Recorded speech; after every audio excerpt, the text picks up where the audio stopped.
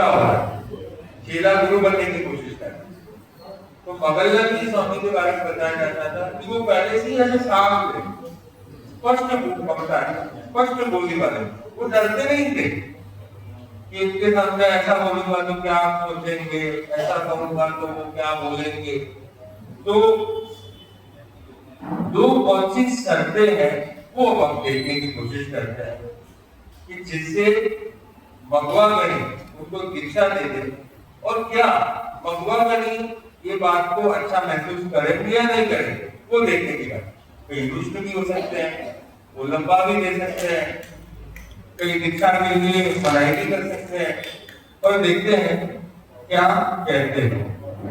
मग जी लग अवसर गुरु पर पे, हार्दिक भाव रखे नहीं डर पे, संयम रो दृढ़ बोल दिखायो, मगवारो आशीर्वद पायो। अब क्या बता रहे हैं कि वो डरे नहीं, संयम अंगीकार करने के लिए अपनी दृढ़ इच्छा व्यक्त की कि मुझे तो कुछ भी हो जाए संयम को अंगीकार करना है। अब जो दो चीजें हैं, अब वो दो चीजें आ रही है, कौन सी दो चीजें हैं वो देखते हैं। चातुर्वास करो उर्मारे, दो दीक्षा लुद्रता सारे, पन्ना लाल मित्र मुद साथी, मानन ना पिण और ही पाती। सबसे पहला कंडीशन क्या है, चातुर्मास करो। मेरे यहाँ पे चातुर्मास करो, मेरे गांव में चातुर्मास करो तो मैं दीक्षा लूंगा। अब दूसरा क्या करते हैं वो देखते हैं। एक तो ये भी बोला और दूसरा बोला कि पन्ना लाल जी मित्र है मेरे, वो भी साथ में दीक्षा ले। त्याग करावो करू रशादी, रहू न घर में त्याग मियादी, पावस हेतु गुरु समझावे, बुधिया गुरु उपकार दिखावे। अब क्या बता रहे हैं कि मैं क्या नहीं करूंगा, शादी नहीं करूंगा, ये पक्का कर दिया। मुझे घर में रहकर के भी मैं त्यागी वैरागी की तरह जीवन जीऊंगा। अब ये तो बात बता दी, और एक जो सबसे महत्वपूर्ण बात है, माधन नासिव भोजन चाले, बूढ़ा को हिम्मत सिव वाले, श्री मगवा कोई हाथ न आवे, जब लग जितनो उठे उठावे। दूसरा क्या बोला, देखो पहली कंडीशन तो स्वीकार हो गई कि बोले ठीक है तथास्तु। अब दूसरी कंडीशन क्या थी कि मेरी मां है गंगा, उसकी भी दीक्षा लेने की इच्छा है, पर वो छोटी नहीं है, तो बड़ी है, वृद्धावस्था में। तो वृद्धावस्था में वो बिहार तो कर लेगी, पर वो बोझ ज्यादा नहीं उठा पाए। तो तब भगवान जी ने क्या बोला, भगवान ने क्या कहा कि ठीक है, वो भी तुम्हारी कंडीशन मंजूर है। तो दो कंडीशन, एक तो चातुर्मास करो मेरे गांव में, और दूसरी कि गंगा जी दीक्षा लेगी और उनसे बोझ ज्यादा नहीं हो पाया जाएगा, तो क्या आपको मंजूर है? तो दोनों कंडीशन। तो दीक्षा लेनी बहुत बड़ी बात है। कई बार लोग पूछते हैं कि महाराज आपने कितना बड़ा ज्ञान किया। बहुत लोगों के मन में बात आती है, बहुत लोग ये कहते हैं कि आपके ज्ञान तो बहुत बड़े ज्ञान। मैं तो उल्टा कहूँगा कि हमारे ज्ञान कुछ नहीं है कि आदि तो आप हो, वैरागी आप हो। कैसे? देखो हमने तो किसको त्यागा है, हमने तुच्छ सुख को छोड़ करके परम जो सुख है, मोक्ष का सुख, अव्यापादिक सुख, शाश्वत सुख, उसकी ओर हम आगे बढ़ गए। और आप लोग उसको छोड़ करके आप तुच्छ सुखों के पीछे भाग रहे। और दूसरी बात, परिवार छोड़ने की जब बात आती है ना, तो लोग बोलते हैं परिवार को कैसे छोड़ दिया, कोई रिलेशन ही नहीं रखते, कोई बातचीत ही नहीं होती, मम्मी पापा ही नहीं बुलाते। तो मैं तो समझता हूँ इसमें भी त्याग आपका बड़ा, हमारा नहीं। क्यों? क्योंकि देखो आप लोगों का परिवार कितना है, सीमित परिवार है। वो के वही 5-10 लोग दिखते हैं और उन्हीं से रोज पूरे दिन मिलता रहना, जुलना करना, बाकी सब तो ठीक है, मिलते हैं तो वो परिवार वाले नहीं होते, नहीं होते। तो आपका तो परिवार वही एक छोटी सी दीवानी है, एक घर है, उसी से तक सीमित है। और हमारा परिवार, हमारा तो खाली 13-15 तो है ही परिवार, और जहां जाते हैं वहां नाती बन जाते हैं। पर मैं तो मानता हूं कि मानव समाज मात्र क्या हो गया, परिवार। वसुधैव कुटुंबकम्। तो क्या किसने जाना किया? आप तो छोटे से परिवार के लिए, मतलब बड़े से परिवार को छोड़ करके छोटे परिवार का अंगीकार किया है। हमने क्या किया है? छोटे परिवार को छोड़ा नहीं है, वो आज भी परिवार है, और पूरे बड़े परिवार को अपना अंगीकार कर दिया। तो बात ये है, दीक्षा जब लेते हैं लोगों को लगता है कि हम बड़े त्यागी, पर एक्चुअल में तो कौन है? आप हो बड़े त्यागी, हम नहीं है। और दीक्षा की क्या क्या विशेषता है? लोग बोलते हैं कि लैपटॉप यूज नहीं करना, वो यूज नहीं करना, ये नहीं, बोले खाना पीना स्विगी जोमेटो से नहीं मंगा सकते। तो कई रिस्ट्रिक्शन आते हैं, लोगों के मन में आता है। पर मैं थोड़ा प्रूव करता हूँ कि कैसे दीक्षा में मजा अलग है, जो आपके जीवन में बिल्कुल नहीं। सबसे पहले 1 2 3 खाना फ्री। आप लोगों का ज्यादातर जो समय है वो किसमें जाता है? जैसे मैंने कल किसी को बताया कि सबसे ज्यादा, कल हम बात कर रहे थे तपस्या के ऊपर कि सबसे ज्यादा जो समय जाता है वो खाने के लिए जाता है। डेली की लोग देख लो, पूरे दिन यही चिंतन चलता रहता है। अभी ये बनाना, दोपहर में ये, शाम को ये, उसके लिए वो, उसके लिए वो मीठा खाएगा, वो तीखा खाएगा, वो खट्टा मीठा खाएगा, कितना बात रहता है। उसकी शॉपिंग करने जाओ, वापस अगले दिन का मेनू पहले तो पूछो, रिव्यू करो, ये सही है ना, ये बनाना है ना। सबकी अपनी अपनी इच्छा है, और जो जब आए तब गर्मा गर्म चाहिए सबको। कोई कभी आता है, कोई कभी आता है। तो मेन कहने का मतलब है कि आपको कितना सारा समय उसमें लग जाता है। भाइयों का भी देखिए, करते तो किसके लिए, इसी के लिए करते ना, रोटी, कपड़ा और मकान, ये तीन ही चीज मुख्य है ना। और ये तीन चीज हमारे लिए, हमारे लकड़ी है। आप लोग करते हो, हम तो आ जाते हैं। और आप तो क्या करते हो? ऐसा थोड़ी है कि आप पहले कर लेते हो फिर हमको कराते हो। सबसे पहले वाला आप लोग। तो देखो, जो चीज के लिए आप भागादौड़ी कर रहे हो, हमको भागादौड़ी करने की जरूरत ही नहीं है। हम तो आर्थिक सुख के लिए आगे बढ़े हैं। तो आत्मा लक्ष्य ही हमारा कार्य है, और मुझे प्रयास भी करते रहते हैं। तो 1 2 3 खाना हमेशा, हालांकि दीक्षा कभी इसके लिए नहीं कि भाई खाना फ्री हो जाएगा, मेहनत करनी पड़ेगी, तो इसके लिए कभी दीक्षा नहीं। पर ये तो बाय प्रोडक्ट है, लक्ष्य नहीं था फिर ऑटोमेटिक हो गया। तो 1 2 3 खाना हमेशा, फिर 4 5 6 पाव भाजी, कभी पाव भाजी आएगी। अब आप ये देखो, आप लोग घर में खाना बनाते हो, कितनी वैरायटी होती है, कितनी चीजें होती है?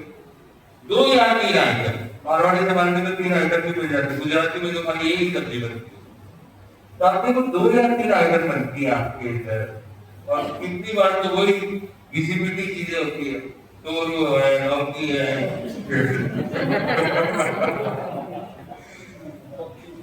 आप लोग उधर मत देखो, घर पे जाता है ना, तो आप लोगों को तो क्या वो फिक्स आइटम, वो मिर्ची रोटी का जो भी आपको ज्यादा पता है।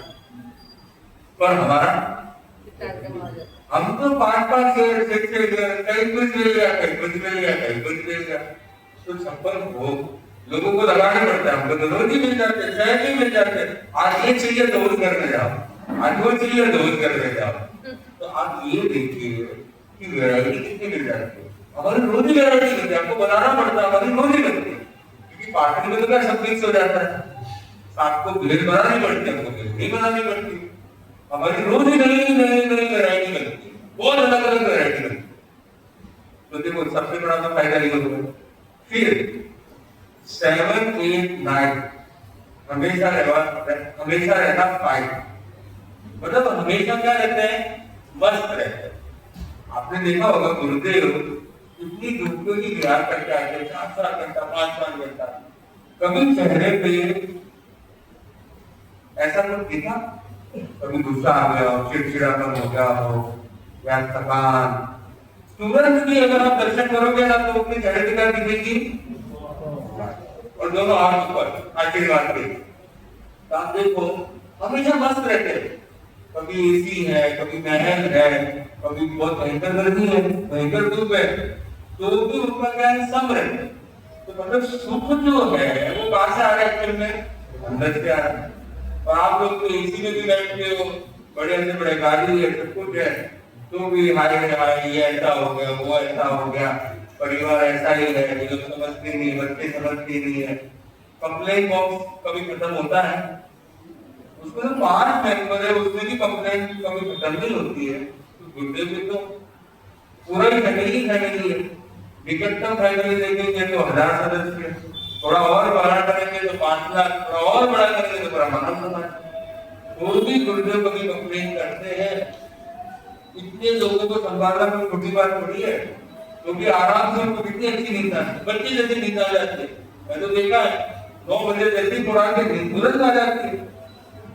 लेकिन कितने लोगों को आज परिवार पारिवारिक समस्या के कारण से रात को नींद नहीं आती है। ओवर थिंकिंग, फ्यूचर क्या होगा, कैसे पैसा कमाऊंगा, कैसे एक्सपांशन करूंगा, अरे ये आ गया, जॉब चले जाएगा, ये हो जाएगा, वो हो जाएगा। गुरुदेव को सोचना पड़ता है क्या? कि उपेंद्र जी सोचना पड़ता है गुरुदेव को? गुरुदेव को सोच नहीं, वो तो मानव कल्याण के लिए लगे हुए, तो मानव उनका ध्यान रखता है। वो सबका ध्यान रखते हैं तो सब उनका भी ध्यान रखते हैं। तो हमेशा फाइट है।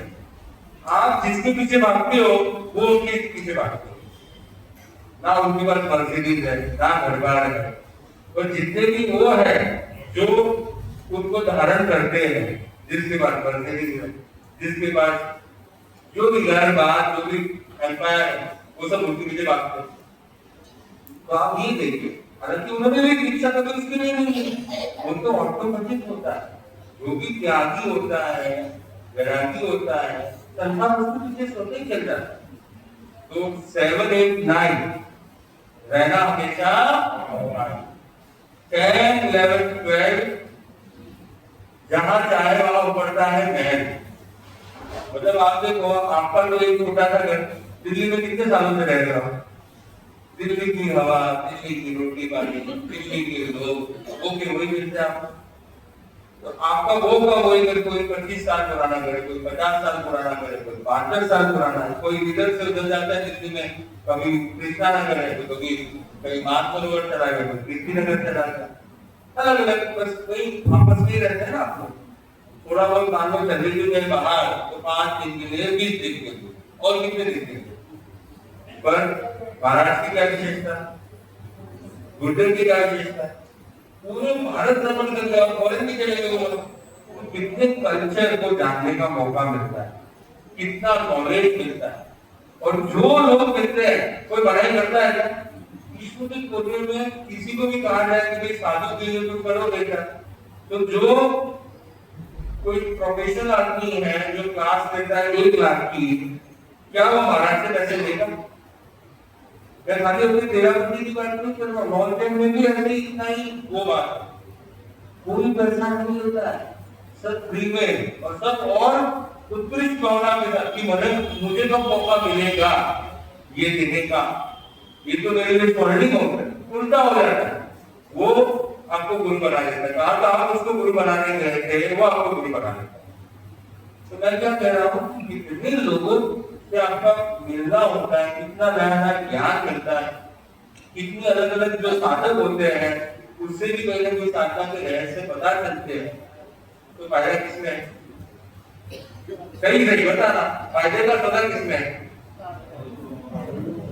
लोग बोलते हैं मोबाइल नहीं मिलेगा, आज आप लोग तो ठीक है, बच्चे नहीं मिले आते ना, वो ये बोलती है बोले फोन नहीं मिलेगा, क्योंकि वो बचपन से यही देख के आ रहे हैं, 6 स्टैंडर्ड 4 स्टैंडर्ड से उनको फोन मिल जाता है।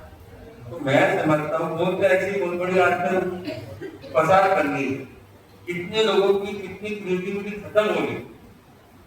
तो फोन नहीं होना तो बहुत अच्छी बात है। बड़े लोग होते हैं ना, वो फोन नहीं रखते, अपने पीए को दे देते, तो हमको रखने की जरूरत ही नहीं होता है। देश है, अमन है, वो रखते अपने हिसाब से, जो संपर्क करना है इसे करो, पता लगाओ, और हमको मालूमात भी हो जाती है, सूचना भी हो जाती है, तो उसके फायदे भी मिल जाते हैं, साथ साथ में ले लेते हैं। और बाकी तो बात वही है कि दीक्षा लेना, इन चीजों के लिए कभी दीक्षा नहीं, पर फायदे ही जिसके लिए आपका मनुष्य भाव मिला है उसके लिए आप प्रयास करें। सबसे बड़ी बात आत्मा के लिए, बाकी सब चीज क्या चलने वाला है, कोई पढ़ाई कर रहा है, कोई कुछ कर रहा है, कुछ नहीं चलने वाला ना। आप जितना कमा रहे हो कर रहे हो, कोई गाड़ी चलने वाली है आपके साथ, कोई घरबार चलने वाला है, कुछ नहीं, कोई नाम भी नहीं चलने वाला है। लोगों को नाम का बड़ा सस्ता होता है, वो लोगों नहीं लगा, मेरी संस्था का लोगो नहीं लगा, आयोजन में नहीं आया, मेरा नाम मराठी नहीं लिया। अरे भाई, जिस नाम के पीछे आप लगे हुए हो ना, वो नाम तो चल रही है, तीर्थंकर का नाम दिखा, इतना नहीं आया, अनंत तीर्थंकर हो चुके, जानते हो आप? वर्तमान की 24 तीर्थंकर भी नहीं जानते, पर इसका मतलब भगवान मांगे का शासन, वो भी आपको बच्चों को तो कितने ऐसे बच्चे हमने देखे हैं जिनको ये भी नहीं पता कि 24 तीर्थंकर क्या, तो कौन सा नाम चला है। तो आप उन चीजों में मेहनत कर रहे हो क्योंकि सच में नहीं हुआ, फिर बोलोगे रिजल्ट नहीं आ रहा। तो मेन बात है, दीक्षा लेने का मतलब ही है उन चीजों पर मेहनत करनी जो शाश्वत आनंद। तो त्यागी कौन हो गए? देखो सही से कहा, शॉर्ट टर्म विजन वाले कौन हो गए, लॉन्ग टर्म विजन वाले कौन हो गए? हमारे गुरुदेव, वो लॉन्ग टर्म विजन वाले, और वो सही में अपने जीवन को सार्थक करे। तो मैं समझता हूँ उसमें आप लोग भी थोड़ा चिंतन कर सकते हैं, अभी भी देरी नहीं, अभी किसी की इच्छा हो जाए या बच्चों में कम से कम इच्छा हो जाए, तो इतना कोशिश जरूर कर सकते हो कि घर पे अगर किसी की दीक्षा लेने की इच्छा हो तो अंतराय किसी से ये संकल्प किया हुआ है। देखो परीक्षा अलग बात है, परीक्षा लेने की जरूरी है कि भाई ऐसा ना हो जाए कि मुंडा तो दिया फिर वापस आ जाए, वैसा भी नहीं। तो परीक्षा लेना बहुत जरूरी है, बताना जरूरी है कष्ट क्या क्या है, क्या क्या ध्यान रखना है। तो किस किसने संकल्प किया हुआ है, बहुत कम लोग, क्या बात है, ये तो ऐसे देख रहे जैसे लेके चले जाएंगे महाराज। तो लेना चाहिए नहीं लेना चाहिए, ये बात बताइए, कौन माता लेना चाहिए? अभी भी हाथ पूरे अच्छे से उठ नहीं रहे, कई लोग ऐसे छुपा रहे, वो टेंशन ना आने के लिए लेके चले जाए महाराज। तो देखो ऐसे तो कोई जबरदस्ती की दीक्षा होती नहीं है, पर कम से कम मन में ये भावना जरूर रखनी चाहिए कि भाई मैं या मेरे परिवार का कोई सदस्य कब ऐसा दिन आए कि दीक्षा हो। तो मैं समझता हूँ अभी 2027 में कौन बताते हैं? गुरुदेव। तो सबसे बड़ी जो भेंट होगी वो क्या होगी? लोगों को भेंट देने की बड़ी उत्सुकता है, कोई चंदा नहीं पाता है, कोई बोले तो कार्यकर्ता बनूंगा, तन मन या धन, पर सबसे बड़ी भेंट है वो अपने पुत्र रत्न को या स्वयं ही अपने आप को भेंट चढ़ाते, ये सबसे बड़ी भेंट। तो सब संकल्प करें, हाथ जोड़े, क्या नहीं कर रहे हैं, संकल्प कर रहे हैं, हाथ अच्छे से जोड़े। हम संकल्प करते हैं कि मेरे परिवार से कोई भी जीव जो वैराग्यवान हो, उसको दीक्षा लेने की भावना अगर आती है तो मैं उसे अंतराय नहीं दूंगा। तो परीक्षा एक अपवाद है, परीक्षा के लिए आप बहुत कुछ कर सकते हो, पर आपको मन से कहीं ना कहीं आपको ये रखना है कि मुझे अंतराय है। तो एक बार रिपीट करेंगे, 1 2 3 खाना फ्री, जिसे आप मेहनत करते हो, कपड़ा रोटी मकान वो तो हमारा शक्ति है, जहाँ जाते हो हम उससे हमारा हिसाब का ही है। तो 1 2 3 खाना फ्री, 4 5 6 पाव भाजी या कुछ भी हो सब मिक्स मिल जाता है, सारी वैरायटी मिल जाती है। 7 8 9 always 5. 7, 8, 9, always 5. 10, 11, 12. जहां जाए वहां ऊपर जाता है महल। आज ये घर है, कल कहीं और घर हो जाएगा, कभी अनुरूप भवन था, कभी हम मुंबई में अलग अलग जगह थे, तो अलग अलग जगह महल बनते रहते हैं, तो वहां में महल बन जाते हैं। तो मैं समझता हूँ कि दीक्षा की भावना सब लोगों को रखनी है, कोशिश करनी है।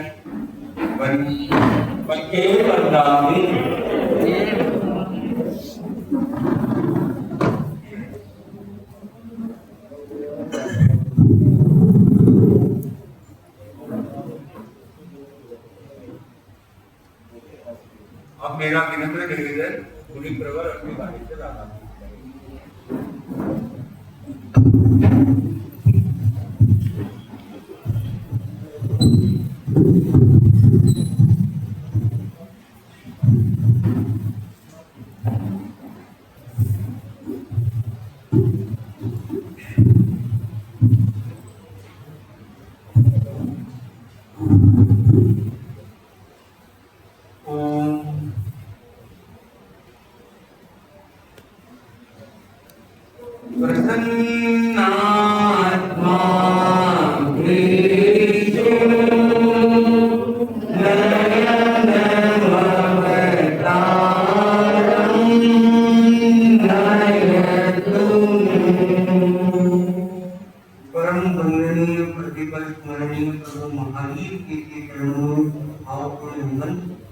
परम आराध्य गुरुदेव आचार्य प्रवृत्ति के ज्ञानों में श्रद्धांजलि धर्मन श्रद्धे युवाचार्य प्रवृत्ति चरणों में सविनय बंधन ऊर्जा उत्साह मन का स्वस्थ सभी धर्म श्रोता अध्यात्म रस की यात्रा करते हुए हम अपने जीवन में परम विजय की यात्रा करें।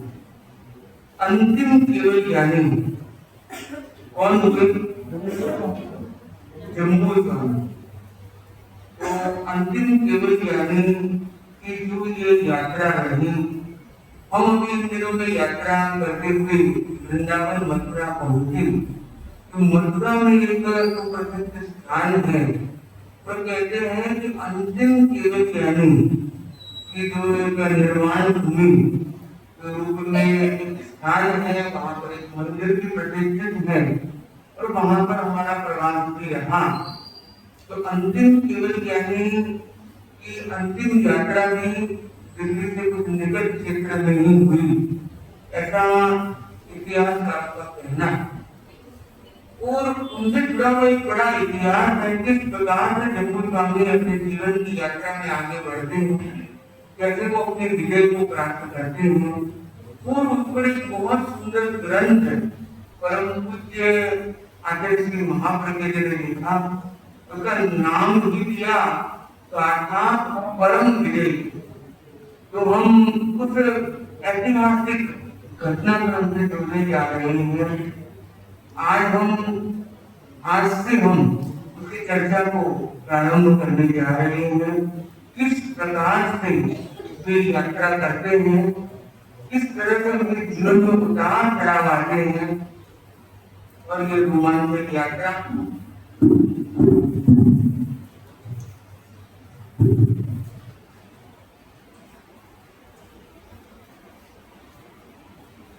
तो वह यात्रा किस प्रकार से आगे बढ़ती है, क्योंकि हम सबको जीवन में आगे बढ़ना जरूरी है। और किस प्रकार से वो सारे उतार चढ़ाव के बदले भी वे अपनी साधना के बल पर हर तरह के भय को परास्त करते हैं, अपने आध्यात्मिक पुरुषार्थ और पराक्रम के माध्यम से जीवन के हर मोड़ पर विक्रम सर्जित करते हैं। इससे जुड़ा हुआ यह प्रसंग और मूल ग्रंथ है गाथा परम विजय। तो परम पूज्य आचार्य श्री महाप्रज्ञ द्वारा रचित इस ग्रंथ में आचार्य श्री के हमने साक्षात वो प्रवचन संध्या की सुनी है, जब लाडनों के परिसर में परम पूज्य गुरुदेव संबोधन सन 2009 में विराजमान थे। हमको जब उस समय के प्रसंग है तो गुरुदेव को प्रवचन फरमाते थे और बिल्कुल लिपिबद्ध किया जाता और मध्याह्न में गुरुदेव के ही प्रवचन पर आधारित जो आलेख होते थे वो गुरुदेव को एक वापस सुना के निवेदन करते थे। वर्तमान में जो साथी प्रमुख करते थे विष्णु देवाई जी और गुरुदेव भी वो पूरा ध्यान से श्रवण करते क्योंकि प्रवचन की एक शैली उनकी इतनी अद्भुत थी कि प्रवचन के माध्यम से एक छोटे से घटनाक्रम को उन्होंने किस तरह से विस्तार दिया, किस तरह व्यापक रूप दिया और न केवल ऐतिहासिक दस्तावेज का रूप दिया बल्कि उसके अंदर विज्ञान को भी उतना ही उन्होंने समावेश किया। तर्क संगति के साथ जैन धर्म, तत्व, अध्यात्म, इतिहास, शासन की ऐसी अनेक संदर्भों को इसमें जोड़ा है जिसके माध्यम से वह यात्रा एक विशेष यात्रा बन गई। ये बताइए कि आप में से कौन कौन है जो अपने जीवन में विजेता बनना चाहते? ठीक है, वेरी गुड है। विजय किससे प्राप्त करनी है? कौन है जिसको आप पराजित करना चाहते हैं? जब विजय की बात आती है तो पराजय की बात जुड़ जाती है।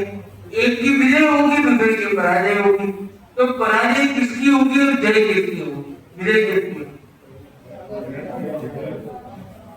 तो अपने पड़ोसी को पराजित करना चाहते हो या अपने वो कॉम्पिटिटर को या वो दुश्मन को जो आपसे आगे निकल गया था, आपको चिढ़ाता रहता था बचपन से, आप किसको पराजित करना चाहते हो? मन में आंखें बंद करें और देखिए कि वो कौन है जिससे आप पराजित करना चाहते।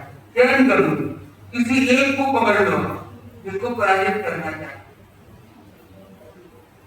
और ध्यान से देखो वो जिसे पराजित करना वो कोई और नहीं, आंख के भीतर छिपी हुई वो कमियां, वो कषाय, वो कमजोरियां, वो कर्म है जिन्हें हमें ओवरकम करना।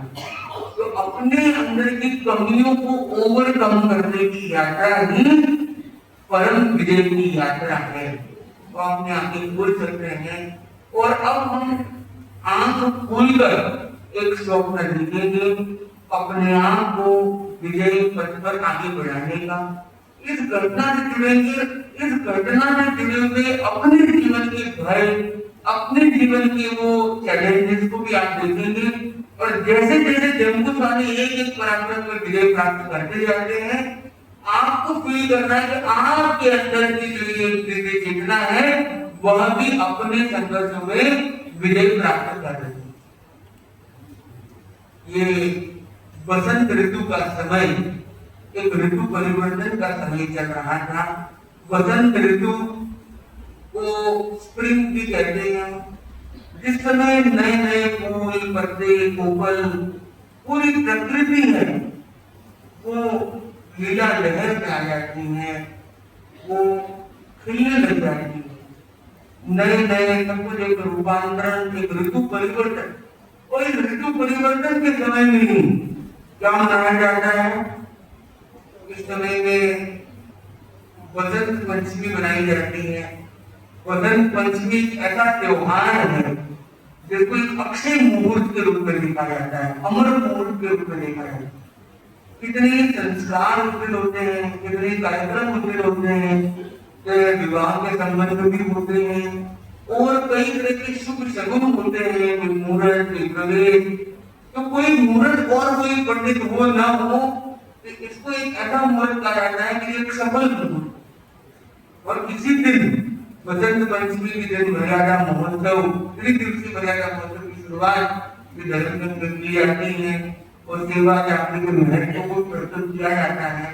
तो ऐसा बसंत का महीना तो सबका एक तरह से मनपसंद महीना होता है। उस महीने की बात है, ऋतु परिवर्तन हो रहा था, सब जगह प्रकृति खिल रही थी और उस समय में शहरीकरण हो जा रहा थी। राज्य जो विस्तृत हो रहा था, राज्य के अंदर जंगल, हरियाली इस क्षेत्र भी व्यापक होते थे और जब हरियाली बहुत होती, जंगल भी सुरक्षित होते तो वन्य प्राणी भी सुरक्षित रहते। उसके लिए सिर्फ bird sanctuary, wild life sanctuary, जू, इन सब की जरूरत नहीं होती। सब लोग प्रकृति में अपनी अपनी तरीके से जीते थे। राजा पूरी प्रजा का, पूरे राज्य का साथ करता था, न केवल मनुष्यों का बल्कि हर प्राणी की रक्षा। वो वहां इकोलॉजी के लिए कॉन्फ्रेंस की जरूरत नहीं पड़ती थी। इकोलॉजी, एनवायरमेंट के प्रति जागरूकता सहज रूप में। तो वहाँ जो राजा होते हैं उनका चिंतन होता है कि किस प्रकार से इस वसंत ऋतु के इस अवसर को एक पर्व, एक त्योहार के रूप में मनाया जाए। तो सत्य के फेस्टिवल का मूड होता है, गाने बजाने, कल्चरल इवेंट, सब तरह के लोग सामुदायिक रूप से जुड़ते हैं और एक आनंद उत्सव का वातावरण। उस उत्सव के वातावरण में सब लोग अपने अपनी तरह से उसको सेलिब्रेट कर रहे थे और वहां पर जो प्रजा की रक्षा के लिए जो सैनिक थे वो भी एंजॉय कर रहे थे। उनकी अपनी अपनी ड्यूटी भी लगी हुई थी, पर ड्यूटी में आसपास जो डांस होते थे उसमें वो भी शामिल हो जाते थे, वो भी उसको एंजॉय कर रहे थे। ऐसे में अचानक एक न्यूज जारी होती है कि एक जानवर है वह एकदम आउट ऑफ कंट्रोल हो गया। वो जानवर कोई और नहीं था, वो जंगल का एक प्रिय साथी था जिसको हाथी कहते। तो वो हाथी था और वो हाथी के कई प्रकार के होते हैं। उसमें एक होता है गंध हस्ती। कहते हैं कि इस तरफ हजारों हाथी और उधर से एक गंध हस्ती निकलता है। उसकी गंध इतनी पावरफुल होती है कि ये सारे जो हाथी उनकी पावर लेस हो जाए, पावर कट हो जाए, पावर सप्लाई मानो उनका रुक जाता है। वो एकदम मतलब भेड़ बकरी जैसे हो जाए।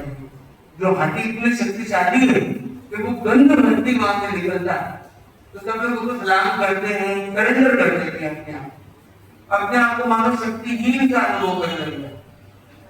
तो हाथी के अंदर एक शक्ति होती है और जब उसके अंदर वो स्प्रिंग सीजन में जो ये वसंत ऋतु के अंदर जब वो खिलखिलाता है, अंदर से वो एकदम आनंदित होता है, तो उसके कपोल से एक मद झरता है।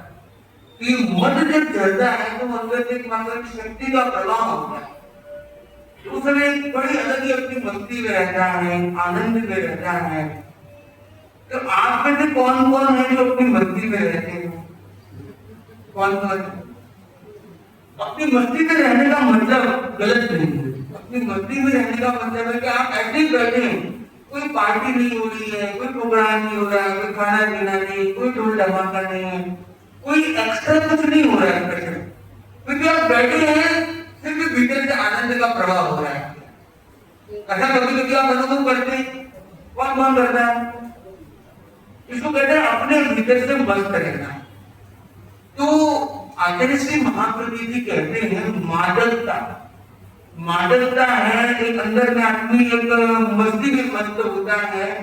तो एक मादकता है जिसका हम निषेध करते हैं, जो बाहर से जैसे कोई व्यक्ति विकृति वाली चीजें, मादक पदार्थ को बाहर से ग्रहण करता है, चाहे वो दवाई के रूप में लेता हो, चाहे इंजेक्शन के रूप में लेता हो, गोली के रूप में लेता हो, या कोई सूंघने के रूप में, या कोई और बोतल के माध्यम से, किसी और माध्यम से, विभिन्न अलग अलग माध्यम हो सकते हैं, मद्यपान के, नशे के। और वो जो मादकता है वो तो आती बाहर, और एक होती है शरीर के अंदर ऐसे रसायन पैदा होते हैं जो आपके भीतर आनंद का स्राव है।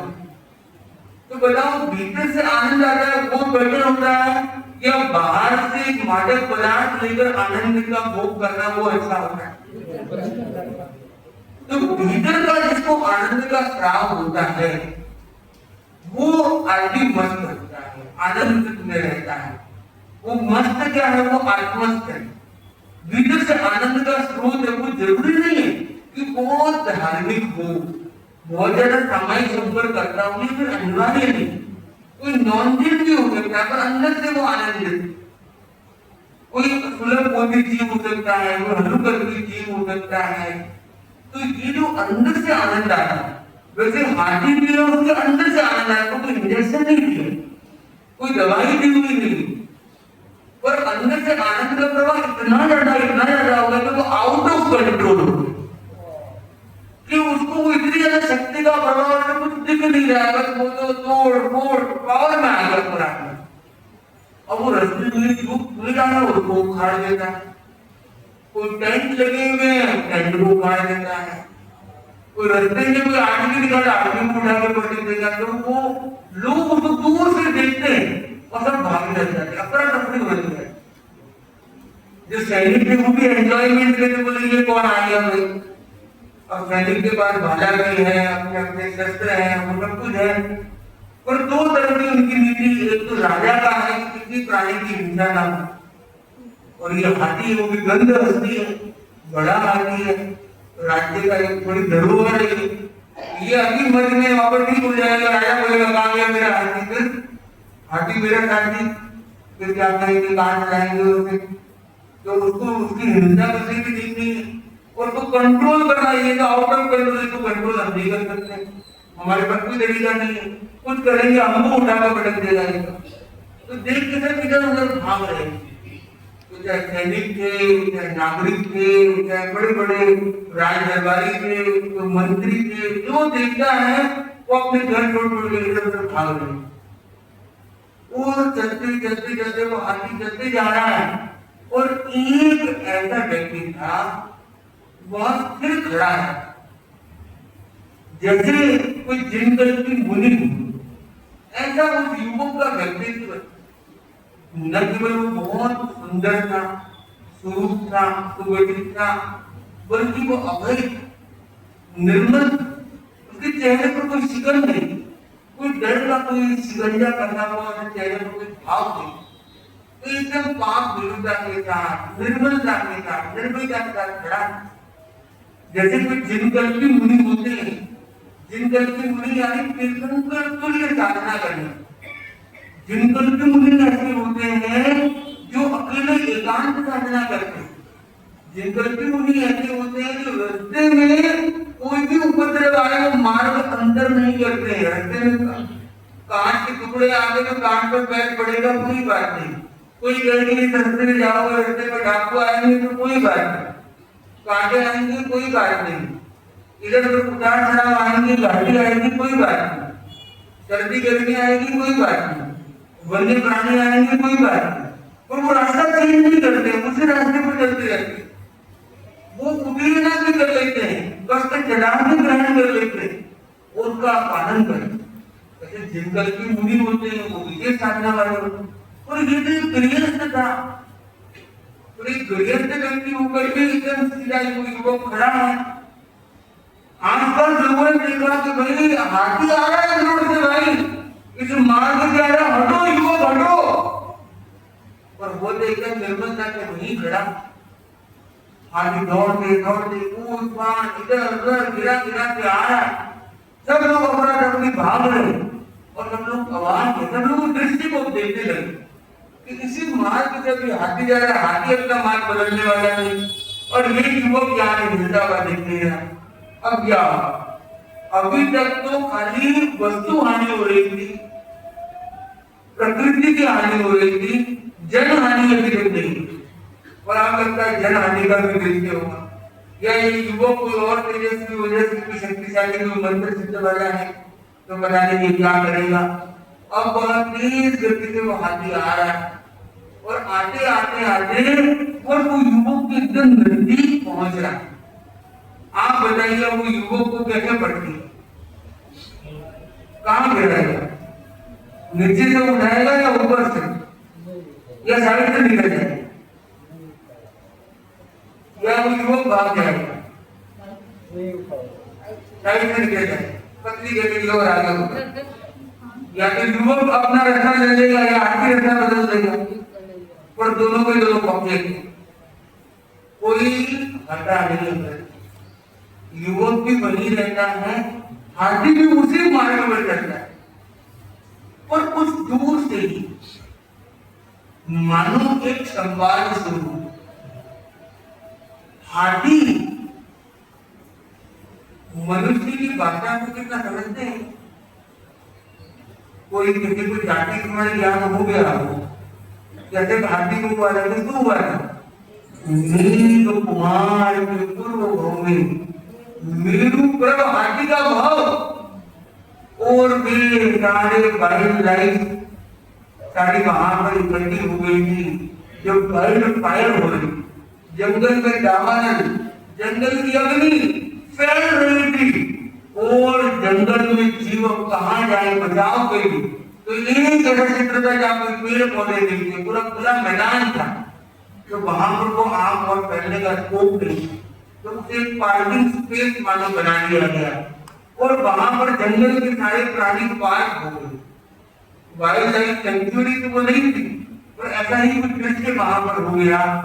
और वहां भगवान महावीर के मेरू कुमार की जो घटना ये संबोधित आचार्य से महाप्रवेश का एक सुंदर ग्रंथ में मिलती है, उनके पूर्व भोग की यात्रा का ये दृश्य, और वो मेरू प्रभ हाथी के उस पार्किंग स्पेस पर पहुंच चुका, और करीब 2.5 दिन वो सहन करता। क्या सहन करता? आपकी भीषण लपटों को सहन करना नहीं, आपसे बचाव के लिए तो पार्किंग स्पेस में पार्क हो चुका है, पर वो एक पैर अपने स्पेसिंग के लिए और प्राणी आ जाए, करुणा पर अपने पैर को ऊपर उठाना है, उतने में क्या होता है? एक खरगोश बोलता ये स्पेस और नहीं, क्या होता है? मेंढक को क्या खरगोश है ना, हमने भी खरगोश कोई मेंढक की और एक्स्ट्रा में आ गया और उसको एक बता नहीं, क्योंकि खरगोश से भी एक पैर ऊपर किया और मेंढक आगे बढ़ेगा, मेंढक और छोटा होगा, तो भी कुछ सेटिंग हो तो वो छोटे आगे तो मुझे पता नहीं, परंतु वो खरगोश जरूर आ गया था, और हाथी ने पैर ऊपर रखा हुआ था, और 2.5 दिन तक, करीब 2.5 दिन तक वो पैर ऊपर ही रखता, क्योंकि पार्किंग स्पेस में वो ऐसे पार्क हो गया था जब कोई पैर रखने की जगह नहीं, और हाथी का पैर में वो खरगोश पर आ जाए तो बड़ा मुश्किल हो जाएगा, खरगोश के आगोश में समाप्त हो जाएगा। तो उसने करुणा के भाव, उस करुणा को आप बताइए, ये करुणा कौन सी करुणा? साबद्य करुणा है कि निर्बद्ध करुणा? क्यों? किसी असह्य को बचाना धर्म का बचाना, किसी असह्य को बचाना, वो संयमी था क्या? संयमी था खरगोश, साधु था क्या? साधु था, साधु था, संयमी था। तो संयमी के जीने की वांछा करना तो अच्छी बात होगी, संयम को बढ़ाना, संयमी को दान देना धर्म है, वो तो लोकोत्तर धर्म, आत्मिक धर्म, आध्यात्मिक धर्म, संयम को बचाना, संयमी की सेवा करना, संयमी की रक्षा करना। पर वो खरगोश तो असंयमी था, उसका बचाव करना का धर्म था? अपने आप को होगा मर गया था, वो तो पहले बचाव हो गया था, वो तो आ गया था आराम से, कहा जंगल की आग तो खा रही थी, अपने आप को पाप करना चाहिए, पाप कहाँ जा रहा है? अपने आप को पाप करना है, अगर वो अरे खरगोश गलत जगह पार होगा, उसके गलती बेचारे वो पैर नीचे रखता है, खरगोश मर जाता है, इसलिए वो खरगोश से मरने से पहले अपने आत्मा को बचाता है। आत्मा शक्ति नहीं है, जबकि अपनी अपनी है, उसके आत्मा यहाँ मरने जाती नहीं, क्या करूँ मैं? वो क्यों आई आपको? थोड़ी पैर अपनी मेरी जगह रखनी चाहिए ना, उसको क्यों भूल गया आप? परंतु आपकी बात नहीं है कि आत्मतुला का ध्यान आए तुझे प्रयासों, आचार्य सूत्र का वह वाक्य, उसको वो तत्व ज्ञान नहीं था, और उसके अंदर एक निर्बद्ध करुणा का भाव आया कि मैं किसी जीव की हिंसा करने वाला न बनूं। तो कहते हैं आचार्य भिक्षु क्या कहते हैं? जीव जीव दया नहीं, मरते हिंसा मत जान, मारन वाला ने हिंसा कही, नहीं मारे दया गुण खान। ये जो नहीं मार रहा है वह दया गुण खान। तो जीव को खरगोश को बचाना दया नहीं थी, खरगोश को बचाने की बात कहेंगे अगर तो वो साबित नहीं करना में जाए, परंतु अहिंसा का भाव आना कि मेरे कारण इसकी हिंसा न हो, ये अहिंसा। इसलिए कई लोग कहते हैं अहिंसा नेगेटिव, हिंसा न करना, किसी को बचाना अहिंसा नहीं है, किसी को निकालना एक अलग बात है, संसार से निकालना अलग चीज होगी, बाकी कुछ जीवन में कष्ट से निकालना एक बहुत सीमित बात हो जाती है, पर किसी की हिंसा न करना ये जो अहिंसा है, उस अहिंसा को उसने दिया और उसे ऐसे योग का अनुभव हुआ। और मेरुप्रभ हाथी कितने समय बाद चला जाता है ऊपर, उसी टाइम 2.5 दिन बाद जब वो पैर उसका ऊपर अकड़ गया था, और वह जब पैर को रखने जाता है, अपनी शान की जब हलचल शुरू हुई, स्थान बना और वो पैर रखने जाता है, उतने में क्या होता है, वो गिर जाता है और वहीं उसका जीवन समाप्त हो जाता है। वह बताओ कि अपने काल धर्म को प्राप्त करके कहा जाता है, कहा जाता है देवलोक में जाता है। ऐसा की वर्णन मिलते हैं कि संभव जब देवलोक में जाता है और उसके बाद जब वो मनुष्य लोक में मतलब प्रकट होता है, तब वह मेघ कुमार के जीव के रूप में प्रकट होता है। और मेघ कुमार का जो वो भाव है और वह दीक्षित होता है, वो प्रथम रात्रि में उसे जब वो कष्ट आता है, क्या तरह का कष्ट आता है उसके जीवन में, तो बता सकता है? अरे भगवान महावीर के शासन में भी कष्ट आएगा क्या? आप बताओ, आचार्य महासंबंधी के शासन में भी संत आनंद में रहते हैं, तो वो कृष्णा नगर का इतना सुंदर भवन विकास मंच में आनंद देते हैं, बताओ। और आप भगवान महावीर का शासन तो कितना पावरफुल था, कितने राजा महाराजा उनको मानते थे, कितनी बड़ी उनकी व्यापक जिन शासन की समृद्धि और ख्याति थी, तो क्या संतों को कष्ट आएगा? भगवान भी कष्ट नहीं बच सके, भगवान भी कष्ट से नहीं बच सके, भगवान कष्ट नहीं बचे। अरे भगवान तो कष्ट से पार हो गए, कष्ट आए पर कष्टों को सहन करके वो पार हो गए और हमेशा हमेशा के लिए मुक्त हो गए।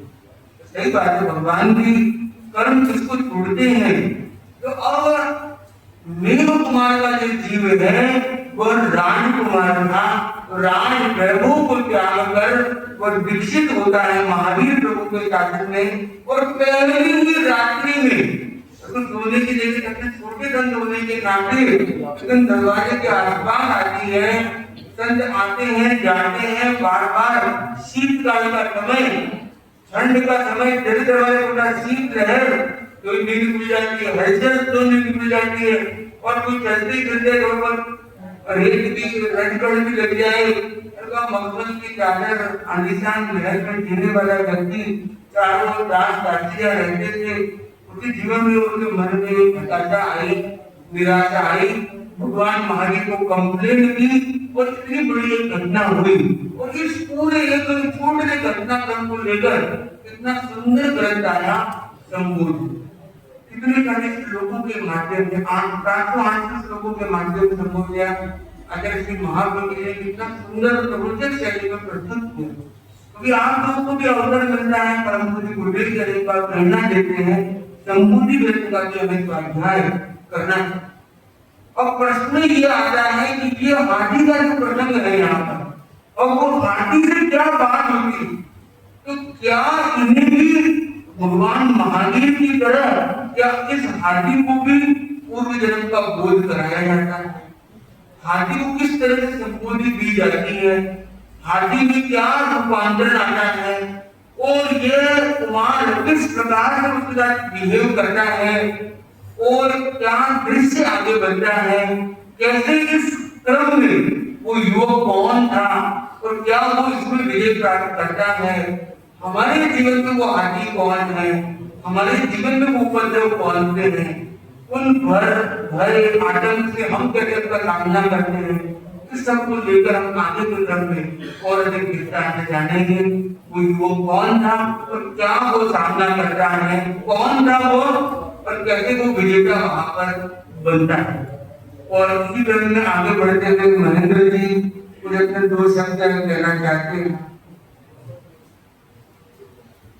और तपस्या के क्रम में जो लोग आज उपवास कर रहे हैं वो अपने स्थान पर खड़े हो सकते हैं। देव गुरु धर्म की ताकत से उपवास का प्रत्याख्यान धारणा प्रमाणे क्या है। जो लोग उपवास नहीं कर रहे वो इंसान उसी क्रम में और कोई तपस्या में है, बेला या ऊपर की तपस्या में, वो अपने स्थान पर खड़े हो सकते हैं। 7 स्टार सुराना भाई, तो बबीता जी सुराना के दांत की तपस्या है, दांत का ही प्रत्याख्यान कर रहे हैं और इन्होंने 8, 9 ऊपर आगे लड़ी की हुई है। तो आज 7 स्टार का इनको मेडल मिल रहा है। तो इनके लिए देव गुरु धर्म की राशि से धारणा प्रमाणे षोडश भक्त प्रत्याख्यान कल सुबह सुबह धारणा प्रमाणे क्या है।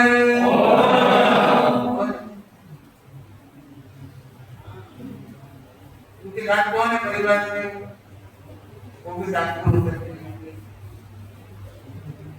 साथ कर दे रहे हैं इनको, सबकी अनुमोदना में क्या कर रहे हैं आप लोग। इन्होंने 7 स्टार लगा दिए, आप कितने स्टार लगाओ। अभी नहीं तो आगे की तरफ अगले सप्ताह कर सकते। उन्होंने इस सप्ताह का त्याग किया, आप अगले सप्ताह देखिए ऐसे भाव है।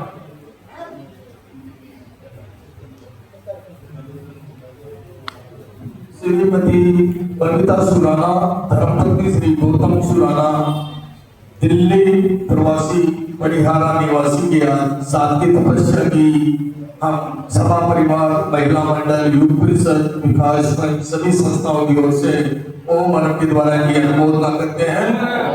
श्री ने अभी उनको साथ की तपस्या का प्रत्याख्यान किया। इससे पूर्व उन्होंने 1 से 6 तक और 8 और 9 की तपस्या की। आज 7 की लड़ी करके उन्होंने 1 से 9 की लड़ी पूर्णता कर ली। अब आगे उनके अभी 7 का आज प्रत्याख्यान किया, हो सकते भाव बढ़े तो पकवाना करने का भी भाव रखें। हम उनकी ओम से अनुमोदना करते हैं।